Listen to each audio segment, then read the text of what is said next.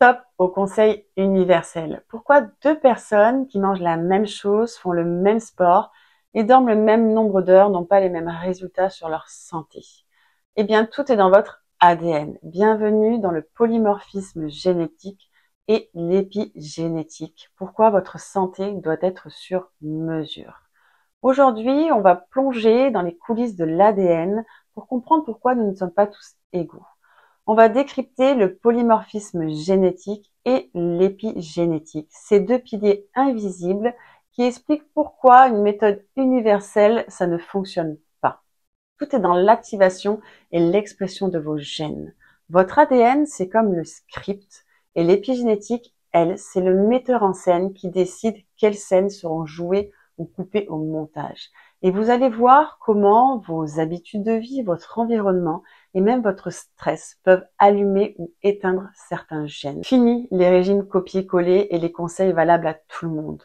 On va voir comment comprendre sa propre biologie pour prendre des décisions adaptées à soi et rien qu'à soi. Parce que à force de suivre le dernier régime tendance ou le programme sportif du copain, c'est un peu comme essayer d'installer Windows sur Mac, ça ne marche pas.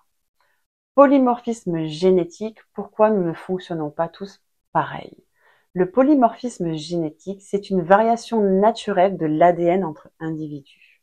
Imaginez que l'ADN, c'est comme un gros livre de cuisine qui contient toutes les recettes du corps. Comment il fonctionne, comment il digère, comment il stocke l'énergie. Mais chacun a des recettes un petit peu différentes et une façon unique de cuisiner. 99% du livre est identique, c'est pour ça qu'on est des humains et pas des girafes. Mais ce 1% de variation génétique fait que chaque recette est un petit peu différente.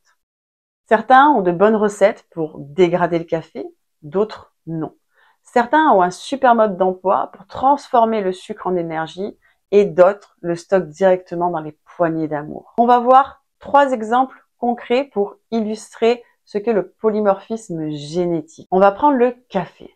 Pourquoi certains boivent du café et arrivent à dormir tout de suite après et d'autres font des crises d'angoisse? Le coupable, le gène CYP1A2. Ce gène indique à votre foie de sécréter une enzyme du même nom qui va permettre de dégrader la caféine. Si vous avez la version Ferrari de ce gène, votre corps élimine rapidement la caféine et vous pouvez boire un café à 22 heures et dormir comme un bébé.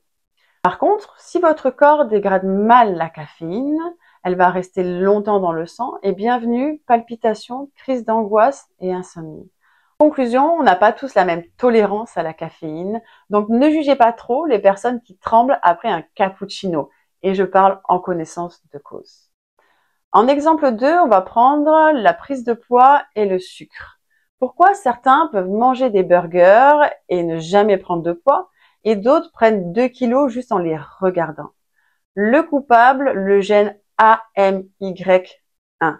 Ce gène indique de sécréter une enzyme qui s'appelle l'amylase salivaire et qui permet de découper les glucides riches en amidon, les pâtes, les pommes de terre, le pain, le riz, pour qu'ils soient plus facilement utilisés par l'organisme. Si vous avez beaucoup de copies de ce gène, votre corps digère bien les glucides. Vous pouvez manger une baguette de pain, il saura comment l'utiliser et le transformer en énergie.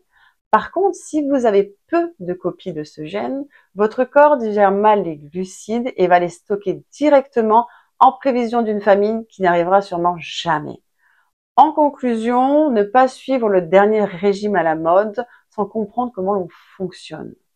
Exemple numéro 3, sport et performance. Pourquoi certains prennent du muscle plus rapidement? Le coupable, le gène ACTN3. Ce gène détermine si vous êtes plus fait pour la force ou pour l'endurance. Si vous avez la version sprinter de ce gène, vous avez des fibres musculaires plus rapides. Vous êtes explosif et la musculation vous réussit. Par contre, si vous avez la version endurante, vous avez des fibres musculaires plus lentes, vous serez plus taillé pour être un marathonien et vous aurez des difficultés à prendre du muscle. En conclusion, ne copie pas l'entraînement sportif de quelqu'un sans savoir comment ton corps fonctionne. Tout ça, c'est fascinant, mais ça ne fait pas tout. Parce que si votre ADN est écrit à la naissance, votre mode de vie peut en changer son expression. Et dans la prochaine vidéo, nous allons parler d'épigénétique et voir comment vos habitudes de vie, votre alimentation, votre gestion du stress peuvent allumer ou éteindre certains gènes et en changer leur expression. Si cette vidéo vous a plu, n'hésitez pas à vous abonner, à liker pour soutenir mon travail et à me mettre en commentaire les sujets que vous aimeriez que je mette en lumière. Ces conseils sont à but éducatif et ne remplacent pas un avis médical. N'hésitez pas à consulter un professionnel de santé en cas de besoin.